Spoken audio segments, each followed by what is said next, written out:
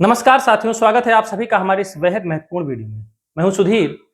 आज का हमारा विषय आपकी सुबह की उस कड़क अदरक वाली चाय से जुड़ा है जिसके बिना कई लोगों की आंखें सुबह 10 बजे तक भी ठीक से नहीं खुलती।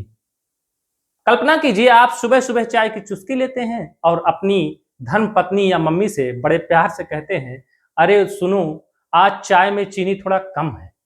और उधर से बेलन की ओर इशारा करते हुए जवाब आता है, चाय में चीनी कम नहीं डाली है जनाब, बाजार में चीनी के दाम बढ़ गए हैं, इसलिए आज से चाय में मिठास नहीं केवल भावनाएं घुलेंगी। जी हाँ दोस्तों, अगर आपकी भी रसोई का बजट चीनी कम के चक्कर में थोड़ा डगमगा रहा है तो समझ जाइए कि बात सिर्फ आपकी चाय की नहीं बल्कि देश और दुनिया के बड़े आर्थिक ड्रामे की हो रही है। आखिर क्या है ये पूरा माजरा और क्यों सरकार को अचानक शक्कर के पीछे हाथ धोकर पड़ना पड़ा? आइए इसे आसान, विस्तृत और मजेदार अंदाज में समझते हैं। दोस्तों, सबसे पहले जरा सरकार के ऑपरेशन शक्कर के आंकड़ों का गणित समझिए। वाणिज्य मंत्रालय के अंतर्गत आने वाले विदेश व्यापार महानिदेशालय ने एक बड़ा हुक्मनामा जारी किया। 30 सितंबर 2026 तक भारत से चीनी के निर्यात पर पूरी तरह से ताला लगा दिया गया है। यानी विदेशी दोस्तों से साफ कह दिया गया है कि भाई साहब, हमारी चाय की मिठास हम बाहर नहीं भेजेंगे, आप अपनी फीकी चाय खुद संभालिए। पहले तो सरकार थोड़ा बहुत निर्यात करने की छूट दे दिया करती थी, लेकिन इस बार सरकार ने सीधे बहुत ही सख्ती से निर्यात पर रोक लगा दी है। इतना ही नहीं, जो बड़ी बड़ी बिस्किट, केक और शीतल पेय बनाने वाली कंपनियां हैं जो अक्सर विज्ञापनों में आपको खुशियों की मिठास बेचती हैं, सरकार ने उनसे कह दिया है कि आप 15 दिन से ज्यादा का चीनी स्टॉक छुपाकर नहीं रख सकते।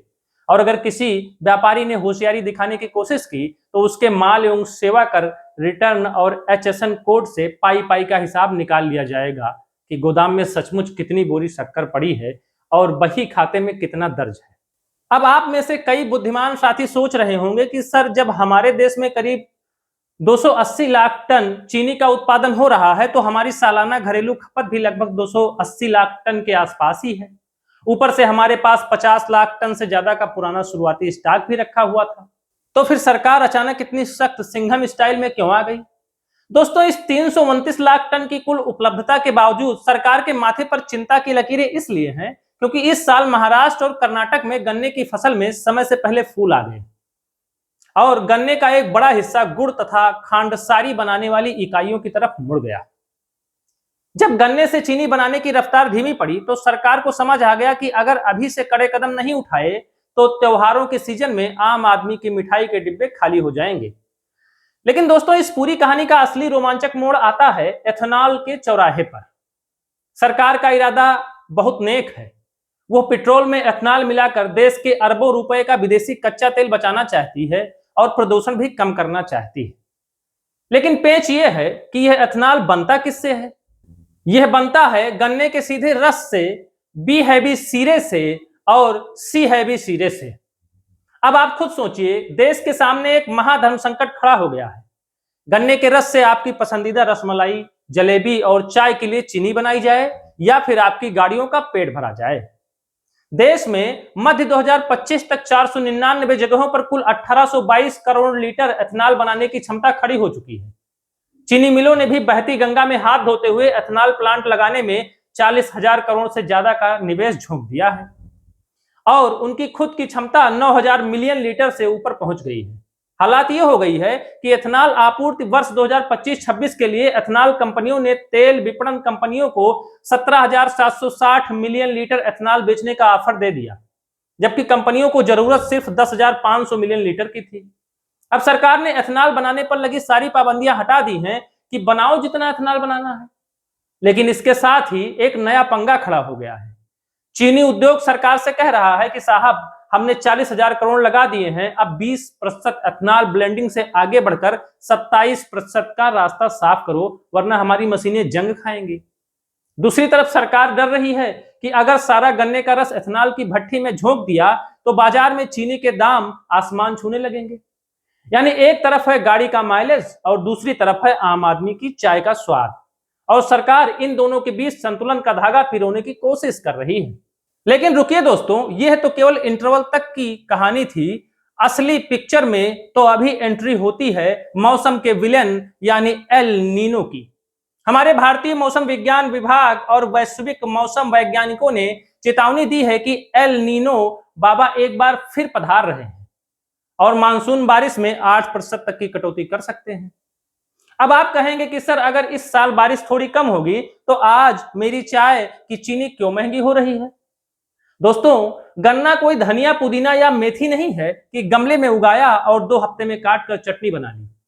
उत्तर भारत में गन्ने की शुरू फसल को पकने में 11 से 12 महीने लगते हैं और महाराष्ट्र और दक्षिण भारत में अड़साली फसल को तैयार होने में 15 से 18 महीने का लंबा समय लगता है। इसका मतलब यह है कि अगर 2026 के उत्तरार्ध में मानसूनी बारिश कम होती है और खेतों में नमी घटती है तो इसका असर आज के चीनी उत्पादन पर नहीं पड़ेगा, बल्कि इसका असली झटका आज से 2 साल बाद यानी वर्ष 2027 और 28 के पेराई सत्र में देखने को मिलेगा। सरकार जानती है कि भारत में अगस्त से लेकर नवंबर तक त्योहारों की झड़ी लगी रहती है। रक्षाबंधन, गणेश चतुर्थी, दुर्गा पूजा, दीपावली और छठ पूजा, इन त्योहारों में देश भर में हजारों टन मिठाइयां चट कर ली जाती हैं। अगर सरकार ने आज ही चीनी का निर्यात रोककर बफर स्टॉक नहीं बनाया तो 2 साल बाद हालात ऐसे हो जाएंगे कि लोग दिवाली पर रसगुल्ले की जगह एक दूसरे का मुख देखकर ही मीठा मुख करने का नाटक करेंगे। इसलिए सरकार भविष्य के उस सूखे और किल्लत से बचने के लिए आज ही दूरदर्शिता का परिचय दे रही है। अब अगर हम दुनिया के नक्शे पर नजर डालें तो अंतरराष्ट्रीय बाजार में चल रहा ड्रामा भी किसी हॉलीवुड की थ्रिलर फिल्म से कम नहीं है। दुनिया का सबसे बड़ा चीनी उत्पादक और निर्यातक देश कौन है? ब्राजील। ब्राजील अकेला पूरी दुनिया के कुल चीनी निर्यात का लगभग 50% हिस्सा कवर करता है। लेकिन ब्राजील के राष्ट्रपति और उनकी सरकार ने हाल ही में बड़ा फैसला लेते हुए पेट्रोल में एथेनॉल का अनिवार्य सम्मिश्रण बढ़ाकर 32% कर दिया है। जैसे ही ब्राजील की मिलों ने गन्ने से चीनी बनाना कम करके एथेनॉल बनाना शुरू किया, वैसे ही अंतरराष्ट्रीय बाजार में चीनी की सप्लाई घट गई। ऊपर से ब्राजील के खेतों में सूखा पड़ा और भीषण आग लग गई, जिसने फसल को और नुकसान पहुंचाया।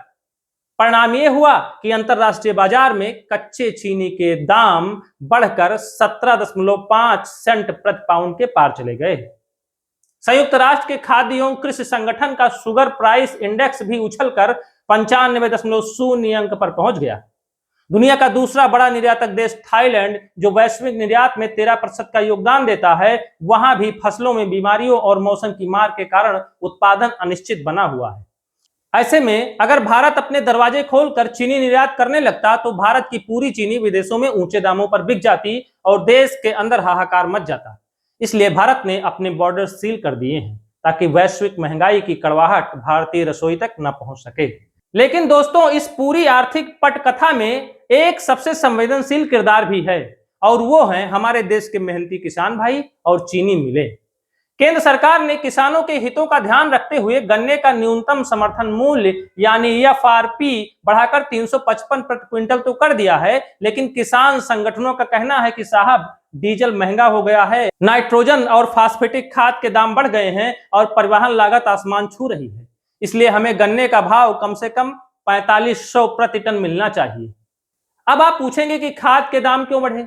दोस्तों, पश्चिम एशिया में जारी भू राजनीतिक तनाव और समुद्री रास्तों में रुकावट के कारण वैश्विक स्तर पर खादों की आपूर्ति श्रृंखला चरमरा गई है, जिसका सीधा असर भारतीय किसान की लागत पर पड़ा है। दूसरी तरफ चीनी मिलों का रोना यह है कि मार्च के अंत तक उन पर किसानों का 16,918 करोड़ का पुराना भुगतान बकाया पड़ा हुआ था। हालांकि मिलों ने 1.07 लाख करोड़ के कुल बकाये में से करीब 84% पैसे किसानों को चुका दिया है, लेकिन बाकी का 16% चुकाने के लिए उनके पास नगद पैसे की तंगी है। मिल मालिकों का साफ कहना है कि अगर सरकार हमें एथेनॉल का बेहतर खरीद मूल्य नहीं देती या फिर बाजार में चीनी बेचने की न्यूनतम दर नहीं बढ़ाती तो हम किसानों का बकाया कैसे चुकाएंगे? यानी किसान कह रहे हैं हमें गन्ने का सही दाम दो, मिल वाले कह रहे हैं हमें एथेनॉल और चीनी का सही दाम दो, सरकार कह रही है हम आम जनता को सस्ती चीनी देंगे और आम आदमी कह रहा है भाई कोई मुझे शांति से एक कप मीठी चाय पीने दो।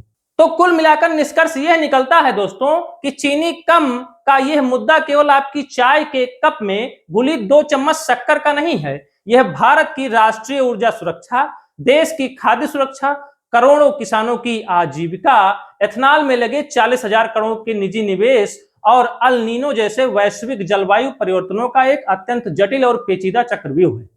सरकार इस समय एक रस्सी पर चल रही है। जहां उसे एक तरफ महंगाई को रोक कर रखना है और दूसरी तरफ देश को ग्रीन एनर्जी की ओर भी ले जाना है। उम्मीद है आपको चीनी कम के पीछे का यह पूरा आर्थिक और नीतिगत मजरा एकदम सरलता और मजेदार अंदाज में समझ आ गया होगा। अब आप मुझे कमेंट बॉक्स में कमेंट करके अपनी राय जरूर बताइए कि आपके हिसाब से सरकार को क्या करना चाहिए। क्या सरकार को गाड़ियों के लिए एथेनॉल बनाने पर ज्यादा जोर देना चाहिए या फिर आम जनता की रसोई के लिए सस्ती चीनी को पहली प्राथमिकता बनानी चाहिए? अपने विचार कमेंट बॉक्स में हंसी मजाक के साथ जरूर दर्ज करें। अगर आपको यह विश्लेषण पसंद आया हो तो इस वीडियो को लाइक करें, अपने दोस्तों और चाय प्रेमी साथियों के साथ जरूर शेयर करें और अगर आप चैनल पर नए हैं तो सब्सक्राइब का बटन दबाना बिल्कुल ना भूलें। बहुत बहुत धन्यवाद दोस्तों। जय हिंद।